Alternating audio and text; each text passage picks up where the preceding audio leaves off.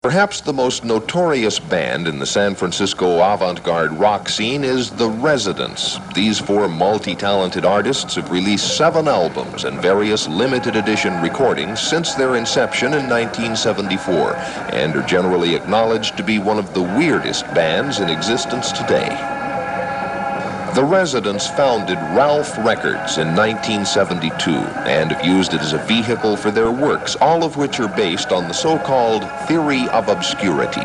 The theory of obscurity proper is an artistic theory. There's a system built upon this theory, the main premise of which is that the artist is doing what he's doing for himself and primarily, and with a minimum amount of input and or feedback from the outside.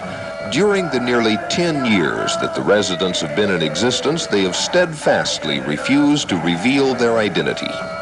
This is sort of an extension of the theory of obscurity put into practical use. They have the idea that by remaining anonymous, they remain less subjected to immediate feedback from other people who might, influence what they do.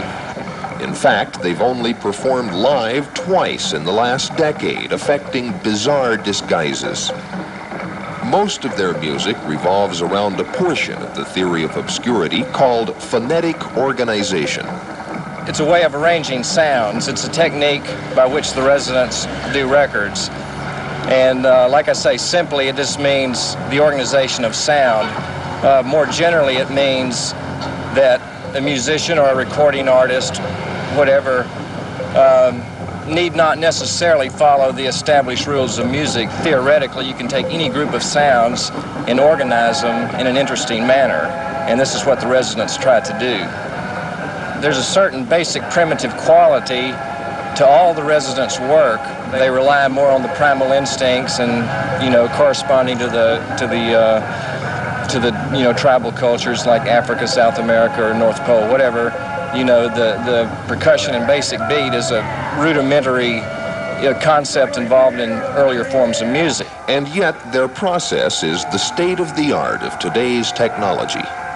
The Residents' work of art is indeed the record itself, and the creative process is done in the studio. The main instruments used are, in fact, the studio and its various components. And what do the critics have to say about the Residents? I'm still wondering precisely what to make of it. It's hard to grasp what the Residents are about with just one listening. Beyond mere information, it's increasingly hard to write about the Residents. You can't describe the Residents' music, you can only experience it. Well, today, right now, or tomorrow, it's hard to say that this is music or art for the future, but obviously it's not for the future because it happened yesterday. So it's for now, or in fact it's old, because by the time somebody's heard it, it's already been done. But in a relative sense, if indeed the mass populace is here, then the Residents are in the future.